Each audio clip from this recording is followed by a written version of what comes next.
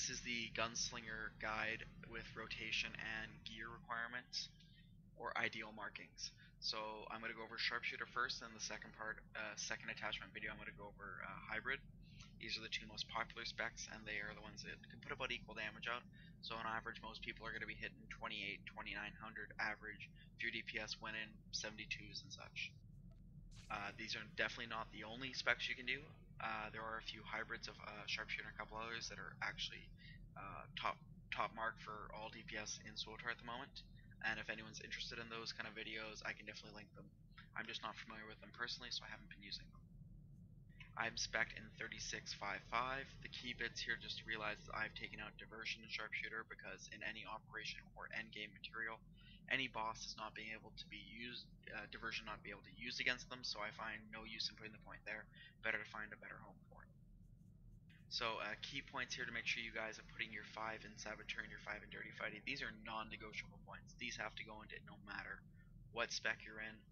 The 9% boost to your cunning is invaluable, as well as the extra 10 energy. And then the crit increased by 3% and the alacrity increased by 2%. These are basically going to be what helps your damage, as well as helps your energy regeneration, which is key in this kind of spec. What I want to clarify before you look here is this guy right now is nowhere near best in slot modded. I'm using an Exotech stim, as you can tell in the top right corner, so I don't even have the proper stim on to show you. I just want to give you the best information I could with the gear I had at the moment. As I said, a little improperly modded, and there's a few key points I'll point out that are different with this guy that should be changed. So right now my accuracy is 108.15. For the level of gear I have, it should really be 109.5. This is the ideal mark. Once you get a little bit higher into 72s and 75s, you'll be able to get back to that 110 mark on your accuracy, which is great. The reason I've been playing with the 109.5 is because most fights, as well as with this guy right now, has your flourish shot, which is going to put the 20% armor reduction on the boss. So usually 109.5, you won't really miss around. But then again, you do occasionally miss ones. But when you're gearing up, you definitely don't want to put all your points into accuracy, because you're definitely going to find diminishing returns on that for your DPS.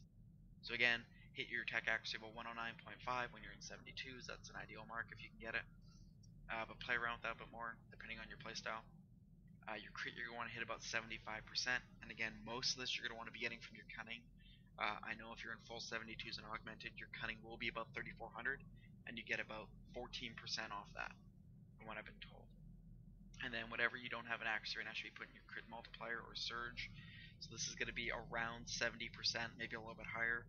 Don't ever worry about stacking augments to get that higher at all. It's never worth it in the end. And then all the alacrity I've stacked is 0. This is all going to be off my tree. The only alacrity points I'm getting is off my tree. I want to just be very specific on that. So as you guys can all see, that's basically what I'm doing here. When it comes to relics, I'm going to want to be using the Serendipitous Assault proc relic, because that's definitely the best one. And then the next one you can leave open to a little bit of interpretation, depending on what your character currently needs. I would recommend either an Elite War Hero relic, possibly a Matrix Cube, depending on your cunning and how you want to work that, or definitely a Dread Card Click Power relic. Those are going to be the ones you're going to definitely want to strive for. Just depends on your priorities, but definitely get that Serendipitous Assault one first. A great way around that too, if you're looking for augment or implants, is definitely these crafted artifact ones. I've definitely found they're some of the best at the moment, and there's always a craft around that can make them for you. So before starting rotation, I'm just going to go off a bit here on key points. Definitely what you want to be aware of here is trick shot. This now basically procs off any attack you're going to do. So basically what I've done now is I've hotkeyed my trick shot to the most useful button I can do, as well as I've hotkeyed my crouch and charge bolts on the same. When I go into cover, you're going to see charge bolts on 2, which allows me just to roll one push button for those, and my top mouse button 3 and mouse button 4. So mouse button 3 is going to be on trick shot, mouse button 4 is going to be on charge burst. Allows me to get the quickest response time on these. Other than that, you're going to want to be rotating through your aim shot, your speed shot, and your sabotage charge, while working in your flourish shot to keep that armor debuff on it. This is going to be very helpful for the overall raid in total. This kind of ability here is definitely going to be something you need to make sure you have going. You're going to have illegal mods, that's part of your ammo regeneration when you have your proper set bonus for 2-piece. And then you want to make sure you have Vital Shot worked in there when you can, because it's an extra dot always does a little bit more damage. So I'm going to show you off. My opener is basically very similar to my sustained. I'm just going to make sure that people have an idea what I'm doing here. Then I'll go over a few helpful hints that we can do to overall reduce raid damage and make sure that you can get the best bang for your buck. So here we go.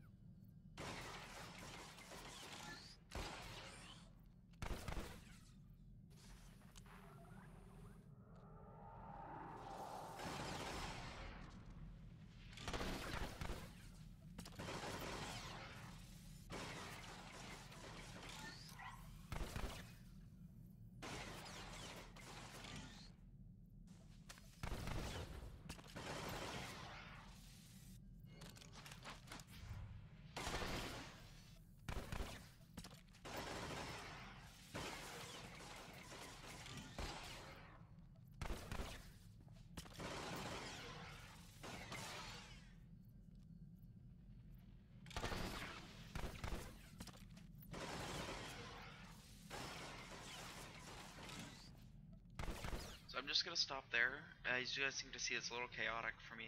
You'll get a little bit more of a steady one. Definitely key points to be aware of. There's you want to start off with doing your flyby right off the bat, then following with a flourish shot. That's going to be the best way to go, and then kind of go off your rotation. Key points to note there, guys, is when you're using your charge burst, that won't instantly refresh the shot on trick shot, but any of your other attacks will here. So your aim shot and your speed shot will definitely kick up that trick shot immediately. So make sure you hammer that one in very quickly. Again, quick draw is something you're going to want to add in, but I can't show that in the guide because of a 30% buff here. I can't get the loss down low. Again, here's going to be some very helpful tricks for when you're running your gunslinger and just things to be aware of. So if you're in a phase where there's going to be a lot of raid-wide damage, i.e. the Writhing Horror final burn phase, you're definitely going to want to pop your defensive scrambler. You no longer have to be in cover to have this up, which is now a great new function, which means you can basically move up to a tank or a large group of people, pop your shield and get the hell out of there. Helpful trick to get out of. Now you're hightail. It's an instant roll for you, it costs you nothing, and you're instantly in cover. So if you can tie that in with a quick shot on your charge burst, you're basically already in your DPS rotation, and you're kicking out some decent numbers. So just guys, keep those in mind. Remember that those are going to be the key points you want to keep in case you're in trouble. Another good point there is the flash grenade. If you have a large group of mobs around you and you need a second to get out, tossing your flash grenade will definitely buy you that second. Also works as a temporary interrupt on some of the new mobs in SMB hard mode and such, where you're going to be going against mobs that do knockbacks. Those will definitely prevent that knockback from happening and also buy you a few more precious seconds to kill something. Again, if you guys have any more questions, I'll be showing the hybrid one right after this, and please leave a comment.